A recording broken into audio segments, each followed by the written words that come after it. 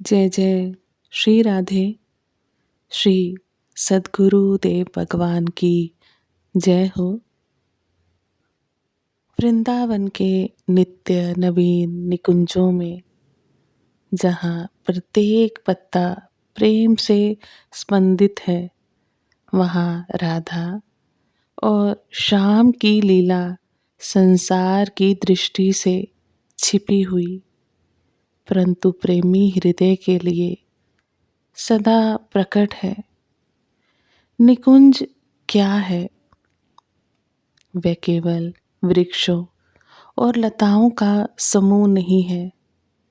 वह साधक के अंतर का वह कोमल स्थान है, जहाँ मन शांत होकर प्रेम का अनुभव करता है। जब मंद मंद पवन बहती है तो ऐसा प्रतीत होता है मानो स्वयं शाम की बांसुरी हृदय में गुंजायमान हो रही है। राधा का चित्त पूर्ण समर्पण है। श्याम का स्वरूप पूर्ण आकर्षण है और दोनों का मिलन पूर्ण प्रेम का सागर है। परंतु निकुंज में केवल मिलन ही नहीं, विरह भी है।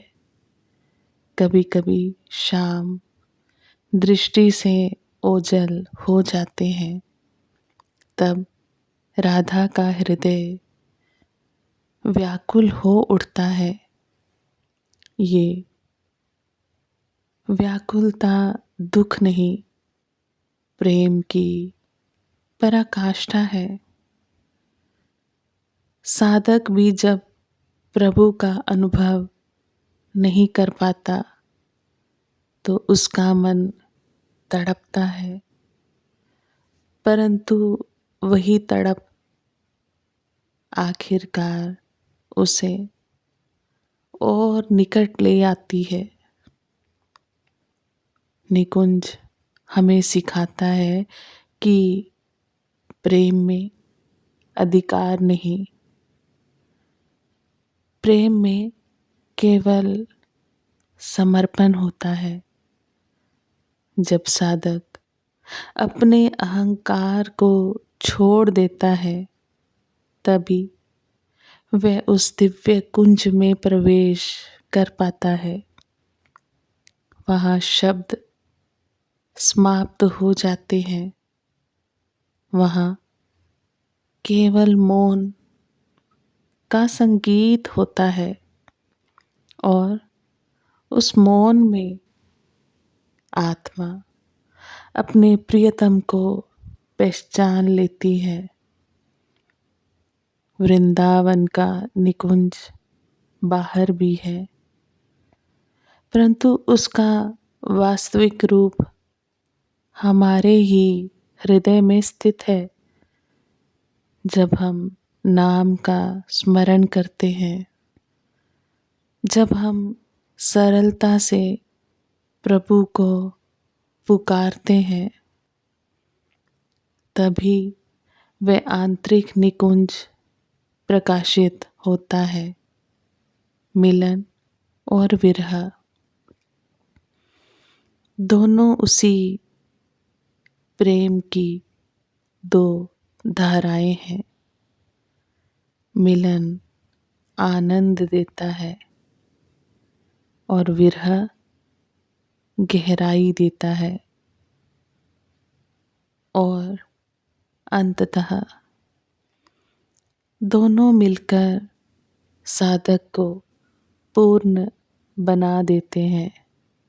आइए हम भी अपने अंतर के निकुंज में प्रवेश करें, कुछ क्षण मौन रहें, नाम का स्मरण करें और अनुभव करें, प्रेम बाहर नहीं, वह हमारे ही भीतर प्रतीक्षारत है। आप सभी वैष्णव जन को श्री हरिवंशी श्री सद्गुरुदेव भगवान की जय हो। इस अद्भुत प्रसंग को नेत्रों को बंद करके बार बार श्रवण करके मानसिक चिंतन करने का प्रयास करें। नाम जप को निरंतरता की तरफ लाएं।